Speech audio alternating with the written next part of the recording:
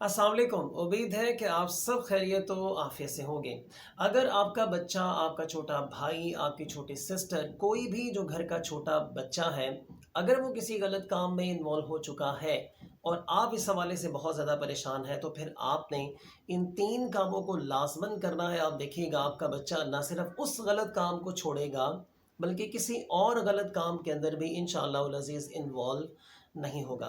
मिसाल के तौर पर अगर आपके बच्चे ने मोबाइल का ज़्यादा इस्तेमाल शुरू कर दिया है, उसका स्क्रीन टाइम बहुत ज़्यादा हो चुका है, उसकी दोस्तियाँ अच्छी नहीं हैं, उसने गुस्सा ज़्यादा करना स्टार्ट कर दिया है, गालियाँ निकालना शुरू कर दी हैं, किसी गलत चीज़ को पढ़ना, देखना या सुनना शुरू कर दिया है, तो फिर आपने इन 3 कामों को लाज़मन करना है। आप देखिएगा, आपको बहुत ज़्यादा अच्छे रिज़ल्ट्स मिलेंगे।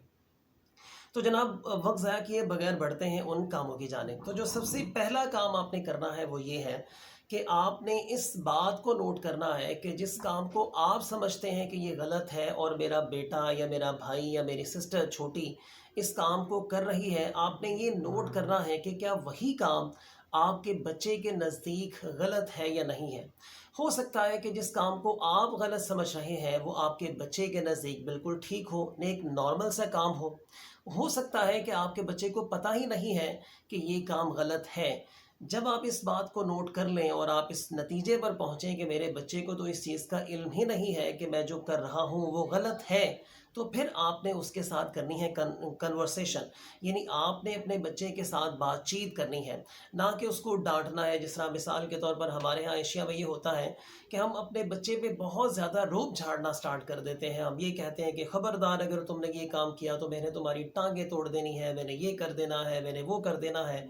आपने अपने बच्चे के साथ ऐसा नहीं करना, बल्कि आपने उसे कहीं बिठाना है और उसके साथ आपने कन्वर्सेशन करनी है। यानी आपने उसके साथ बातचीत करनी है और दलाइल के साथ आपने अपने बच्चे को कायल करना है कि बेटा जो तुम काम कर रहे हो ये गलत है, ये ठीक नहीं है।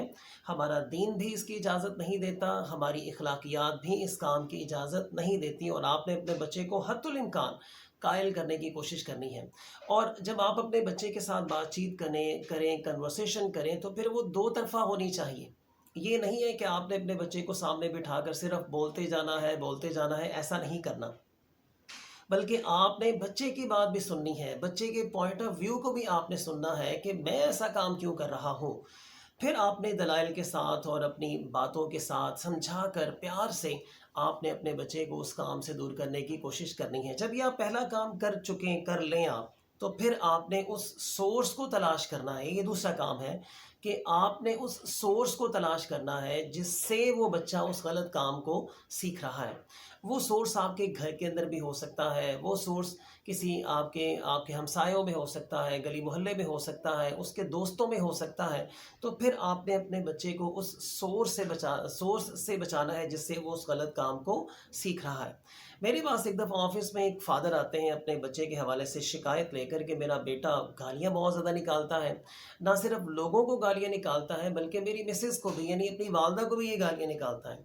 सो मैंने उनको समझाया, मैंने कहा हो सकता है कि आपका बच्चा किसी ऐसे बच्चे के साथ या किसी ऐसे फ़र्द के साथ ये अटैच है जो इसके सामने गालियाँ निकालता है। मैंने कहा कि मैं भी इसको समझाऊँगा, आप भी इसको समझाइएगा। उम्मीद है कि अल्लाह ताला बरकत डालेंगे, अल्लाह ताला खैर करेगा, बेहतर कर देगा इसको।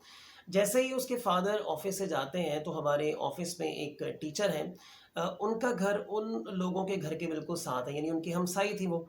तो उन्होंने मुझसे कहा कि सर ये जब शाम को अपने घर आते हैं तो ये इतनी ज़्यादा गालियाँ निकालते हैं, ना सिर्फ अपने मिसेस को बल्कि अपने फादर को भी अपने बच्चों के सामने गालियाँ निकालते हैं। तो ये था उस बच्चे में गालियाँ निकालने का सोर्स, यानी उस बच्चे में जो गालियाँ निकालने की आदत पैदा हो चुकी थी वो उसके अपने फादर की वजह से थी। सो आपने ये 2 काम फ़र्स्ट ऑफ़ ऑल आपने कर लेने हैं। पहला काम मैं रिपीट कर रहा हूँ कि आपने ये नोट करना है कि क्या जो बच्चा आपका गलत काम कर रहा है, उसके नज़दीक वो काम गलत है या नहीं है। और दूसरे नंबर पे आपने उस सोर्स को तलाश करना है, जिस सोर्स की वजह से बच्चा उस गलत काम को सीख रहा है। और तीसरे नंबर पे आपने अपने बच्चे को दुआ देनी है, यानी उसको अपने सामने बिठाना है। ये सारे काम करने के बाद, उससे कन्वर्सेशन करने के बाद, उसे कायल करने के बाद आपने फिर उसे दुआ देनी है कि बेटा मैं जो कर सकता था आपको इस काम से रोकने के हवाले से मैं कर चुका हूँ, और मैं अब अल्लाह ताला से दुआ करता हूँ कि अल्लाह ताला तुम्हें हिदायत दें اور اس کام سے بچنے کی توفیق دے تمہیں، پھر آپ دیکھیے گا کیا نتائج نکلتے ہیں۔